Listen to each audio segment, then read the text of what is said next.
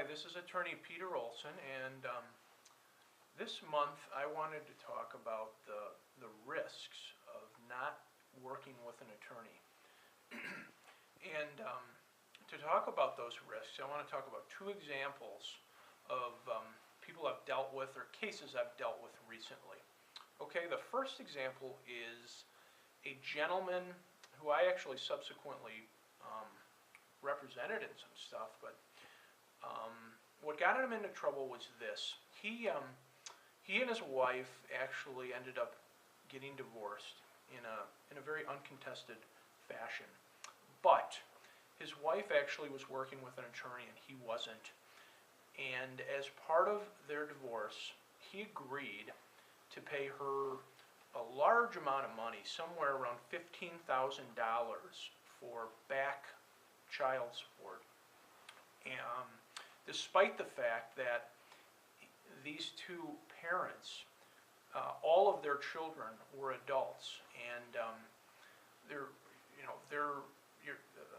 neither parent is entitled to child support when you're dealing with adult children. But this gentleman, sort of not knowing the law, frankly, agreed to pay about $15,000, and subsequently he's kind of got in trouble because of that. He's fallen behind a little bit due to some job losses and things like that, and sadly it all really went back to the idea that he didn't have an attorney representing him, and frankly he just really needed somebody to give a good look at his divorce documents, and most attorneys who specialize in family law would have caught that pretty quickly. The second example is a woman who wanted to relocate from the Chicago area to Texas with a couple of young children. And the father of these, I think a son and a daughter, remained around the Chicago area and didn't want her to move because then the children would move with her. And she has to get a court's approval to move since these parties had been divorced subsequently. So all that to say is we got to a court hearing, and she didn't have an attorney, and she was presenting a case by herself. And despite the fact that supposedly she had a good job waiting for her in Texas, and her now husband, who also lived in Texas, made pretty good money, and it sounded like the life of the children may have really benefited by the move. She was not successful in getting a judge to approve the move, and those are close cases. But as somebody who was part of that case, she didn't know how to present her case.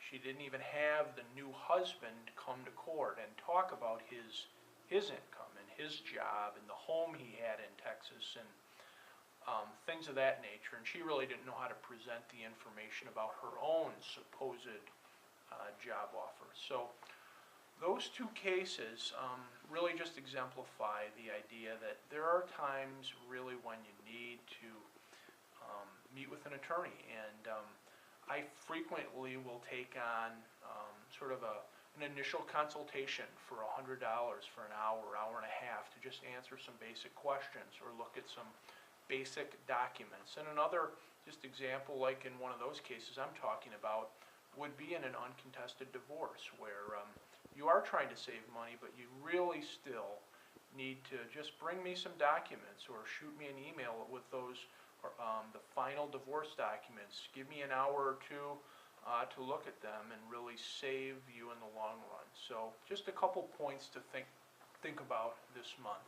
Thanks.